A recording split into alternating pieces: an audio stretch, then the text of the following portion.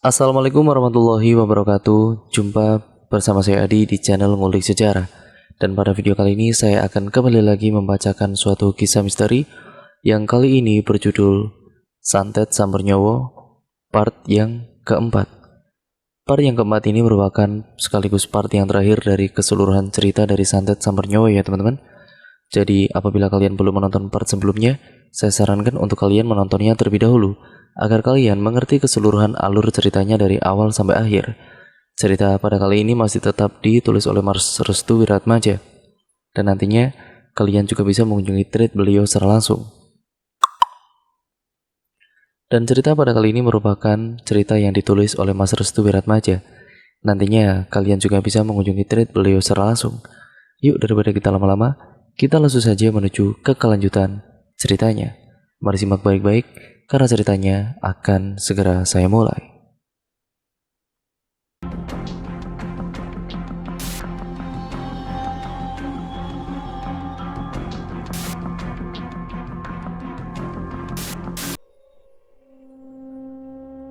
Akhirnya Ikrar pun hanya bisa mengelus-ngelus tangan Simba yang sudah keriput. Sorot matanya menjadi berkaca-kaca setelah mengungkapkan isi hatinya kepada Ikrar. Tidak ada lagi tempat untuk bernaung selain beristirahat dengan tenang di sela-sela keresahan yang dimilikinya. Hari itu Simba hanya meminta kepada Ikrar untuk waspada dan berhati-hati terkait tindakan yang telah dilakukan oleh Darmain mulai dirasakannya hari-hari ini. Kemungkinan besar dalam waktu dekat Darmain akan melakukan penyerangan yang notabene penyerangan tersebut dapat memakan korban jiwa seperti yang telah dilakukan sebelum-sebelumnya. Sebenarnya dalam diri Ikrar sendiri ada dua perasaan yang sangat meresahkan dirinya. Di lain sisi, Ikrar sangat takut jika salah satu anggota keluarganya akan meninggal kembali. Namun di lain sisi juga, Ikrar ingin sekali rasanya menggorok leher Darmain, walaupun Simbah mengatakan jika Darmain tidak bisa dibunuh oleh orang biasa. Ya memang faktanya dalam kamus keilmuan, ilmu hitam itu sendiri, orang yang memiliki ilmu kanuragan tidak akan bisa dibunuh oleh mereka yang tidak memiliki ilmu kanuragan sama sekali. Artinya untuk membunuh orang yang memiliki ilmu hitam harus dibalas dengan mereka yang memiliki ilmu putih. Akan tetapi semua akan terbunuh jika mengetahui pantangan yang sebenarnya. Pantangan atau sesuatu yang bisa menjadikan kunci dari membunuh orang yang memiliki ilmu hitam adalah modal utama bagi mereka yang tidak memiliki ilmu kanuragan dan memiliki hasrat membunuh yang sangat besar. Hari-hari selanjutnya Ikrar akan siap akan dua hal. Dia akan siap melihat dunia baru yang mungkin saja bukan dunia nyatanya, atau dirinya juga bisa harus siap dalam menghadapi berbagai macam badai yang pernah ia takluki sebelumnya. Badai kematian yang akan menimpa keluarganya akan terus menyerang selama saksi hidup dari kisah Santet Tumbas Kelor dan Santet Kembang Amben masih hidup, sehingga incaran utama dari Darmain sendiri adalah Simbah. Simba adalah orang yang mengetahui kebusukan Darmain tatkala Santet Tumbas Kelor menyerangnya. Ia juga menyadari bahwa pertanda buruk dari penyelamatan Romo adalah dirinya mendapatkan serangan yang mematikan di kemudian hari. Berarti Mbah Sumerep tidak bisa memprediksi apakah Darmain masih hidup atau memang sudah mati. Ikrar pun mengantarkan Simbah menuju ke kamarnya. Ia tahu kondisi Simbah sudah semakin memburuk. Setiap kali membicarakan Darmain dan juga mengingat kejadian Santet Tumbas Kelor, hatinya menjadi sangat tertekan. Tubuhnya semakin melemas, seperti orang yang kehilangan banyak energi pada kala itu. Malam harinya, saat dimana suasana sedang dalam keadaan sunyi dan juga sepi, Nindya ini bermaksud untuk mengecek kamar Simba. Namun dari luar pintu belakang, Nindya mendengar sebuah suara bising yang memungkinkan berasal dari luaran pintu. Saat Nindya baru menyentuh pintu belakang, tiba-tiba tangan Simba langsung menyentuh pundak Nindya. "Jangan dibuka." "Ojo dibuka," ucap Simba. Nindya yang mendengar suara Simbahnya langsung menengok ke belakang. Ia terkejut saat simbahnya sudah berada di belakang pintu sembari menatap wajah Nindya dengan tatapan yang tajam. "Nopo mbah, onopo mbah?" "Kenapa mbah, ada apa?" tanya Nindya. "Sudah, pokoknya ojo dibuka, jangan dibuka." Nindya pun menurunkan tangannya. Ia masih penasaran dengan sesuatu yang berada di belakang pintu. Suara berisik itu tiba-tiba berhenti saat itu juga ketika Simbah mendatangi Nindya. "Mancing di kamar, cepat, masuk ke kamar," teriak Simbah. Nindya ini belum paham mengapa Simbahnya ini begitu sangat tidak menyukai seseorang yang membukakan pintu belakang saat di malam harinya. Sebenarnya kejadian ini bukan hanya terjadi kepada hari ini saja, melainkan beberapa hari yang lalu Simbah sempat ketakutan saat ada suara berisik yang berasal dari belakang rumah. Nindya pun tidak bisa melakukan apa-apa. Ia pun kembali ke kamar sambil menatap Simbah yang raut wajahnya sudah dipenuhi dengan emosi terhadap Nindya. Simbah pun mencoba untuk menghalangi siapapun terhadap seluruh orang yang ada di sekitaran rumahnya untuk tidak membuka pintu belakang saat malam hari tiba. Di hari-hari di mana keadaan mulai memanas itu, Simbah tetap menunggu waktu yang tepat agar semua rencananya berjalan dengan lancar. Ia berencana untuk menuntaskan kutukan santet yang pernah terjadi kepada keluarganya dengan mengorbankan nyawanya sendiri.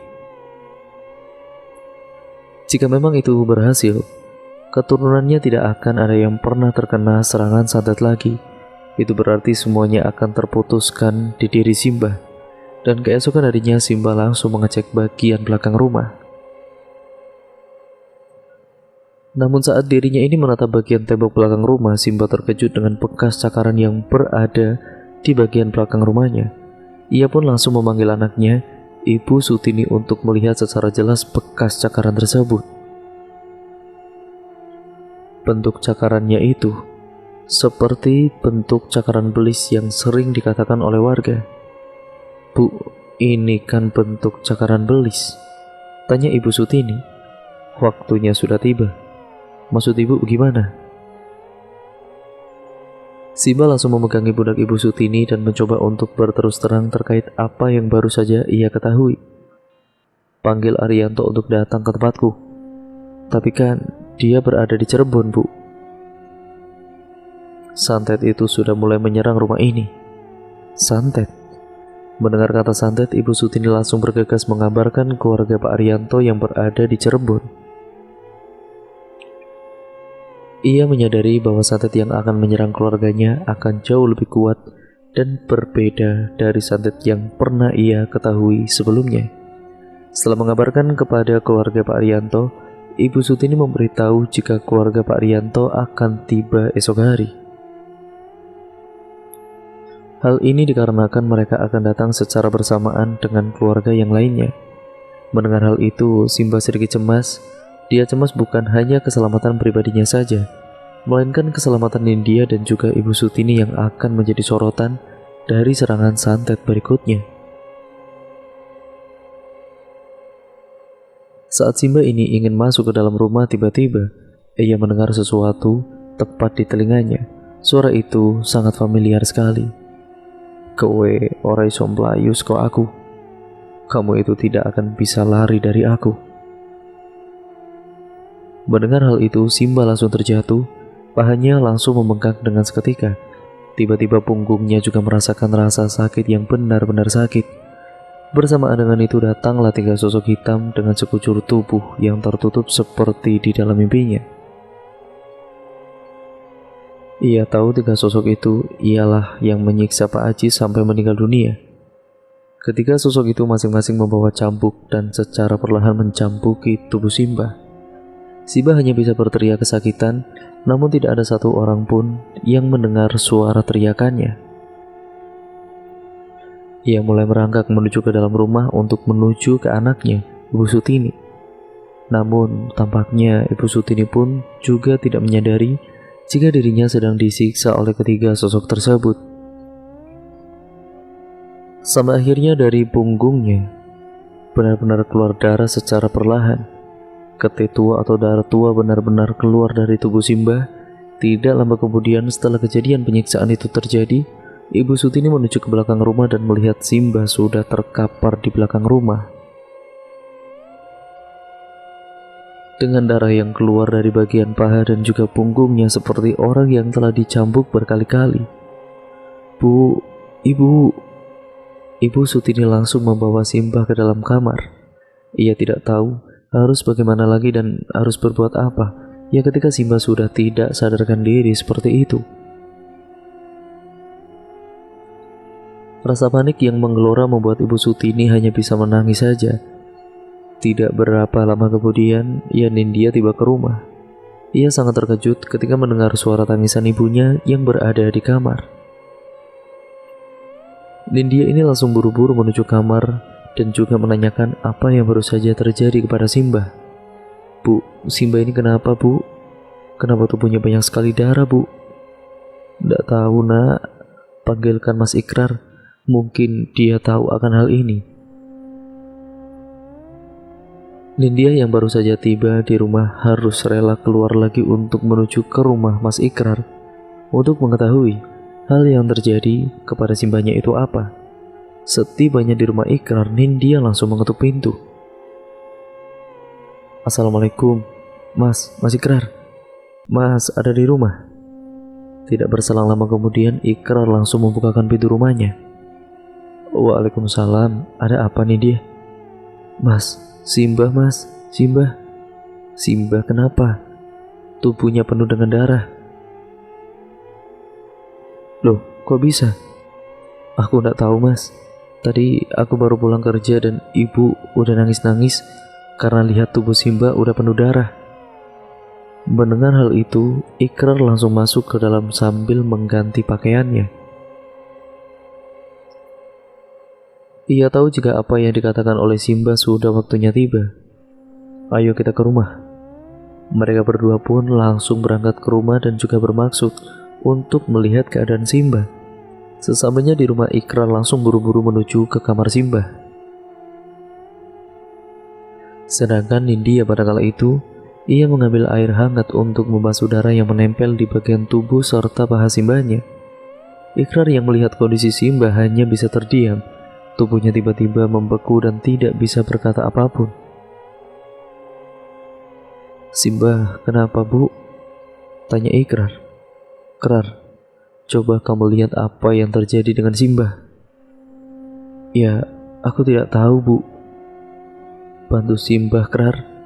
Tubuhnya keluar darah terus. Ikrar pun memaksakan dirinya untuk bergerak.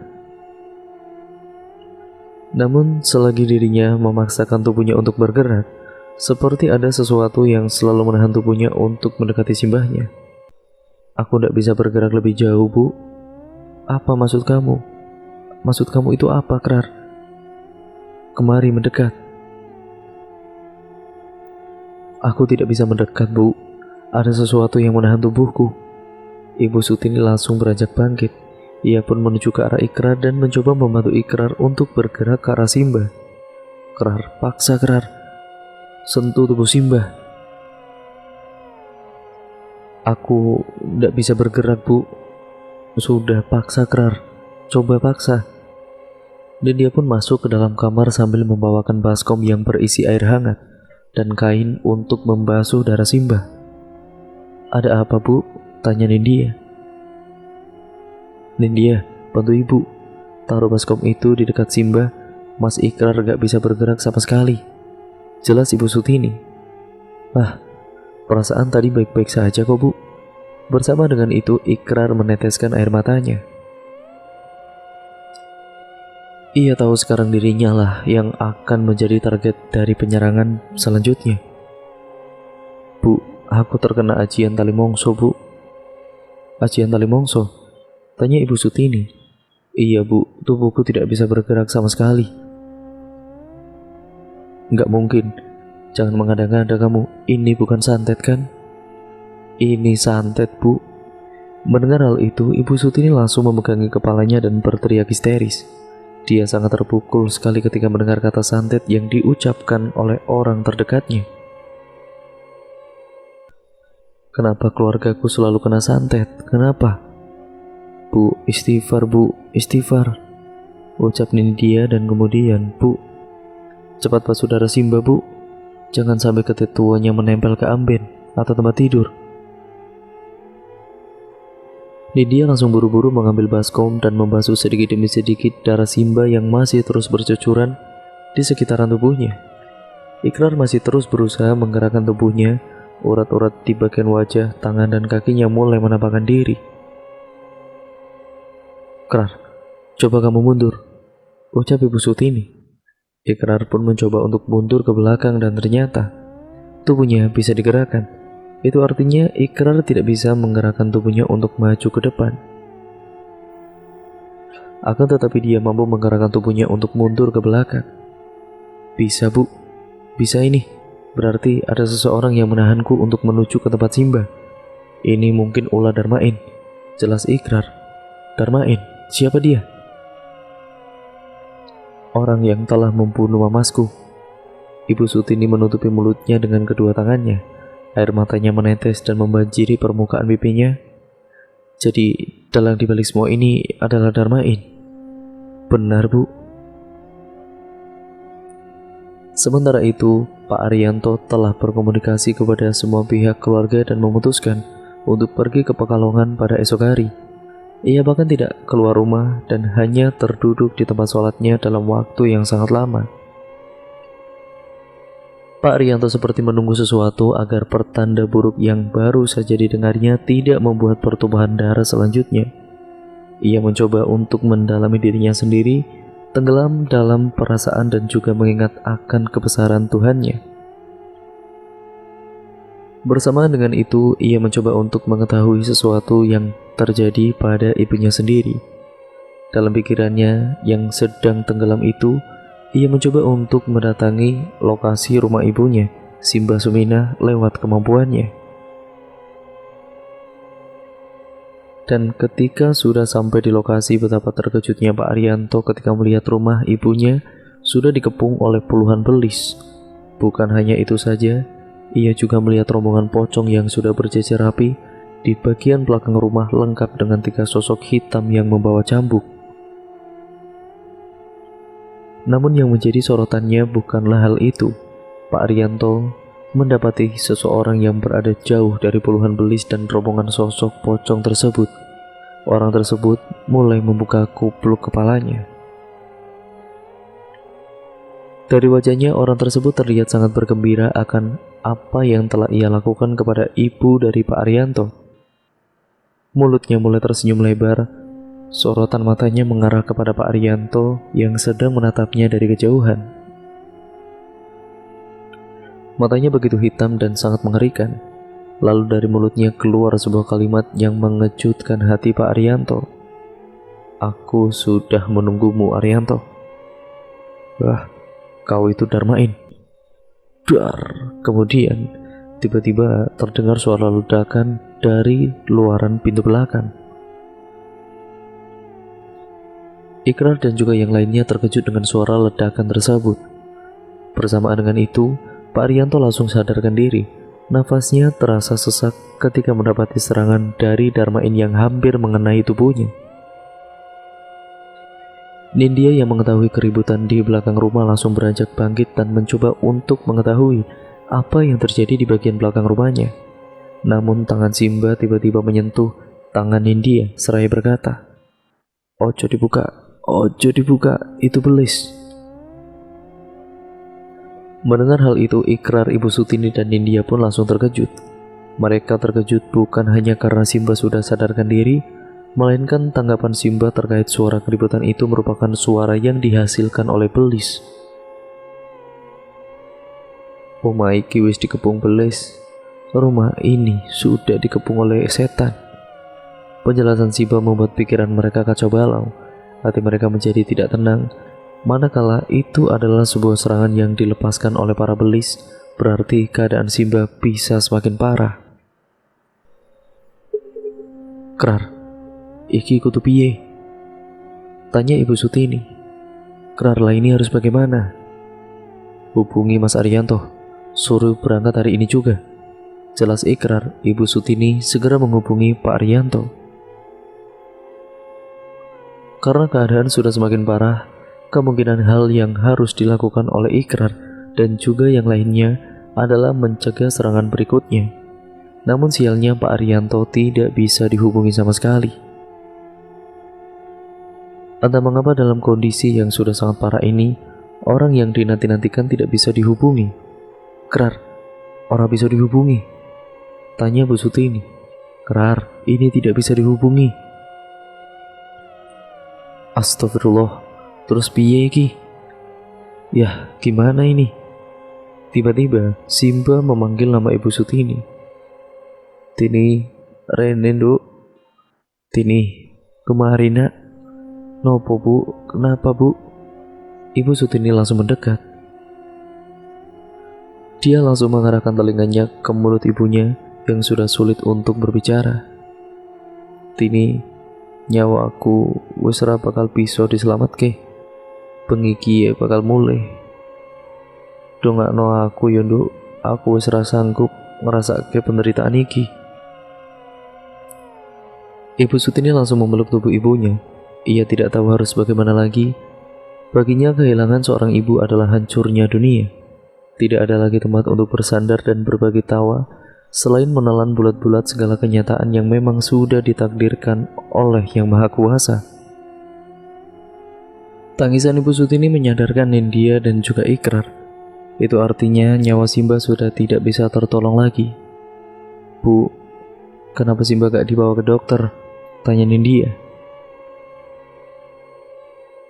Ini bukan penyakit medis, Duk. Ini serangan santet. Medis pun tidak akan sanggup untuk mengetahui penyebab dan obatnya. Jelas Ibu Sutini dengan wajah yang sudah penuh dengan tetesan air mata. Akhirnya Ibu Sutini pun mulai mengikhlaskan keadaan ibunya. Hanya ia benar-benar menunggu waktu sampai waktu yang sudah dijanjikan ibunya benar-benar tiba. Singkat cerita, Ibu Sutini menyuruh kepada Nindya dan Ikrar untuk keluar kamar. Tujuannya adalah agar Simba bisa beristirahat dengan tenang di masa-masa akhirnya. Bu, kok kita keluar? Tanya Nindya. Simba mau istirahat, jawab Ibu Sutini. Tapi Nindya mau temani Simba, Bu. Simba butuh ketenangan. Nindya memaksa untuk bisa masuk ke dalam kamar, namun langkahnya langsung dicekal oleh Ikrar. Mas, lepasin aku. Aku mau menemani Simba. Aku mau berada di samping Simba di masa-masa akhirnya. Aku gak mau kehilangan orang terdekat lagi. Mas, jangan cekal aku. Mendengar hal itu, Ibu Sutini langsung berlari ke ruangan depan. Ia benar-benar membenci seseorang yang bernama Darmain.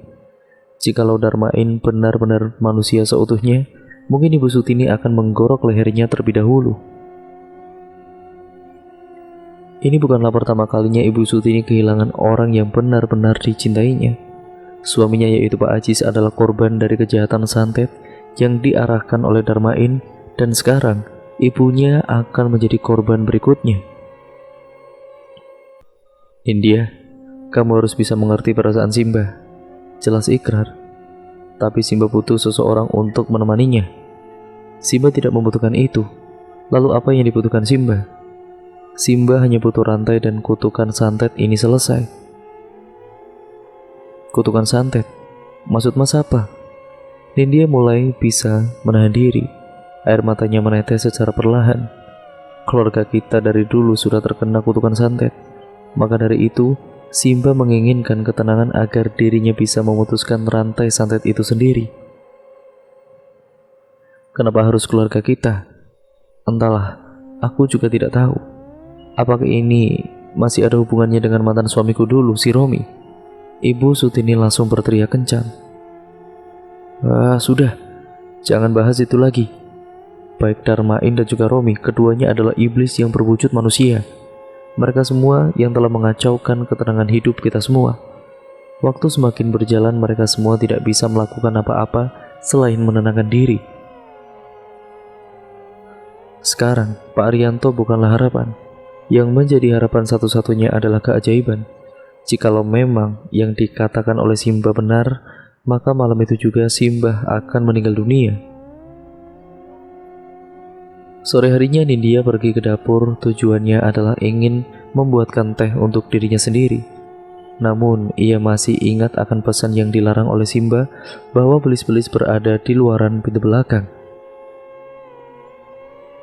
Tangannya sudah gatal, Nindya ingin sekali membukakan pintu belakang dan memastikan apakah Darmain berdiri di sana. Apakah belis-belis yang dikatakan oleh Simba benar-benar nyata? Saat jari jemarinya menyentuh daun pintu yang terbuat dari kayu itu, hati Nindya menjadi deg-degan. Pikirannya tidak karuan. Entah mengapa baru kali ini dia merasakan hawa merinding yang sangat begitu kuat dari arah pintu belakang itu. Dan tiba-tiba, telinganya berdenging dengan keras. Nindya langsung mendengar sebuah kalimat yang mengatakan, yang benar-benar sangat mengerikan. "Nindya, kenapa kamu takut?" Nindya langsung menjatuhkan cangkir yang masih berisi air teh panas. Tumpahan air itu mengenai kakinya. Aduh, panas sekali.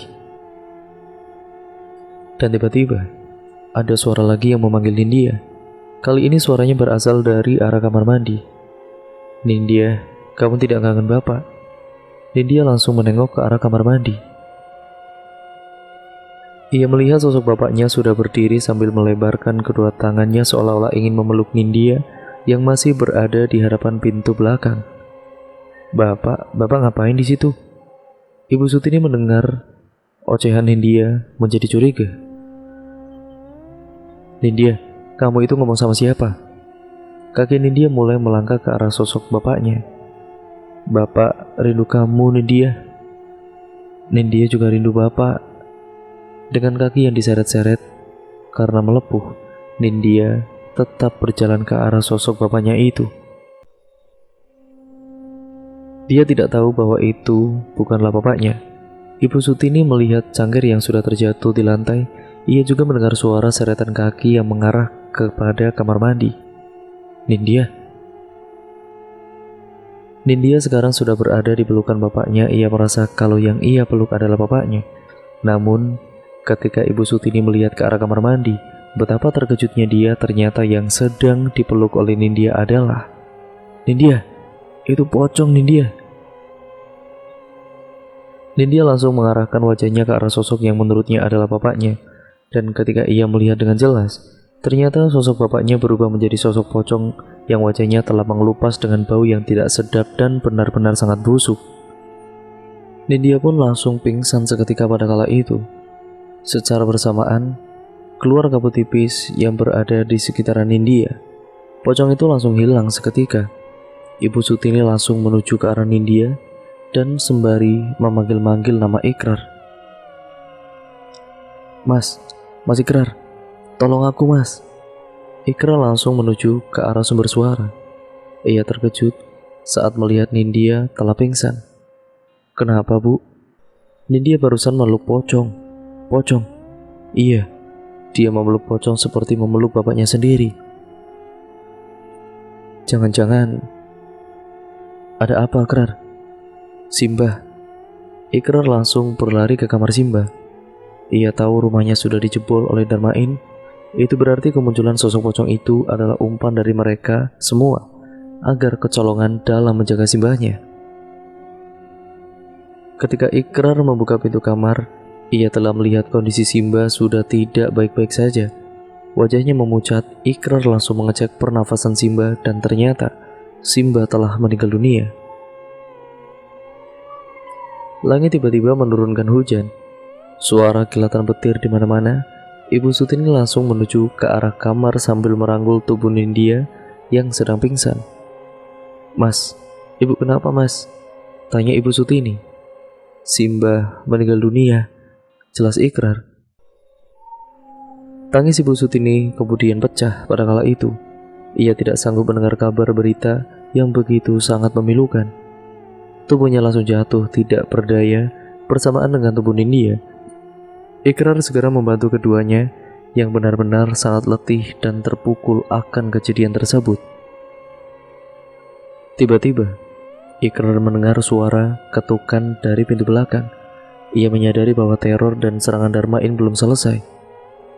"Bu, tahan sebentar Bu, ada yang ingin aku bereskan."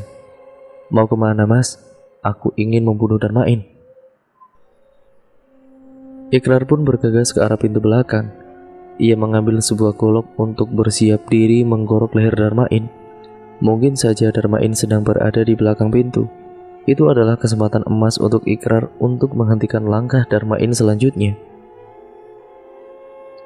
Dan saat Ikrar membuka pintu, hujan deras disertai angin menghantam tubuhnya. Ia berteriak-teriak memanggil nama Darmain. Darmain, di mana kau? Kemari kamu. Ayo lawan aku. Tiba-tiba, kilatan petir memberikan sebuah cahaya di sebuah pepohonan pisang. Cahaya itu memperlihatkan seseorang yang sedang berdiri tegak dengan menggunakan kupluk hitam yang menutupi kepalanya. Namun di belakang orang itu telah berdiri puluhan pocong yang sudah berjejer rapi serta kemudian. Darmain, kenapa kamu tega membunuh semua keluargaku? Tubuh Ikrar tiba-tiba menjadi lemas. Energinya seperti diserap oleh mereka yang telah berdiri di pepohonan pisang tersebut. Bersamaan dengan itu, kabut langsung menutupi mereka, dan tidak berselang lama, mereka hilang dimakan kabut. Keesokan harinya para warga langsung bertakziah. Bersamaan dengan itu juga Pak Arianto dan juga keluarganya datang. Mereka semua terkejut saat mendapati Simba sudah meninggal dunia. Tidak ada perkataan yang dikeluarkan dari mulut Pak Arianto saat itu, namun dirinya tahu jika akhir dari semuanya adalah kematian. Karena dendam yang sudah terlahir lama akan mendewasakan dendam tersebut dan yang lebih kuat lagi. Bahkan sampai kemanapun atau kapanpun waktunya, anak ketiga dari Pak Arianto langsung menuju ke belakang pintu. Ia seperti merasakan sesuatu yang berada di belakang pintu rumah Ibu Sutini. Ikrar yang mengetahui kejanggalan tersebut langsung berkata, "Kelak anakmu yang akan menumpaskan kutukan santet berikutnya." Semoga saja. Kita berharap kepada terah dari ibunya. Kenapa memang dengan terah ibunya? Terahnya sudah mendarah daging pada anak ini.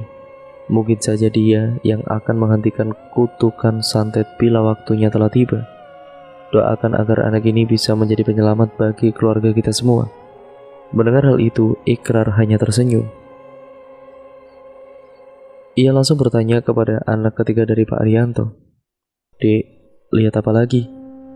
Anak kecil itu cuma menggeleng-geleng kepalanya. Itu berarti Darmain dan pasukannya sudah tidak berada di sekitaran rumahnya. Akan tetapi mereka semua tetap waspada manakala serangan selanjutnya akan tiba. Dan sampai sekarang kutukan tersebut masih dipertanyakan. Apakah kutukan santet tersebut masih ada atau sudah dihentikan? Pak Arianto ini menegaskan, kelak anak ketiganya lah yang akan menghentikan kutukan tersebut dan berhasil mengungkapkan siapa itu Darmain. Dan cerita pun akhirnya selesai sampai di sini ya teman-teman. Terima kasih untuk kalian semua yang sudah menyimak keseluruhan cerita kali ini. Jangan lupa untuk kalian like, komen, dan share video kali ini sebanyak-banyaknya agar channel ini bisa berkembang menjadi channel yang jauh lebih baik lagi. Dan jangan lupa pula untuk kalian klik tombol subscribe ya teman-teman, untuk kalian yang belum subscribe, dan nyalakan tombol lonceng notifikasinya agar kalian tidak ketinggalan video terbaru selanjutnya dari channel ini. Untuk kalian yang belum menyaksikan ataupun menonton santet tembus kelor dan juga santet kembang amben, saya sarankan untuk kalian menontonnya terlebih dahulu karena ceritanya itu nyambung dari awal sampai cerita yang ini ya teman-teman. Sekian dan terima kasih, kurang lebihnya mohon maaf. Sampai berjumpa di video dan cerita yang selanjutnya. Tetap di channel ini, di channel Ngulik Sejarah. Wassalamualaikum warahmatullahi wabarakatuh.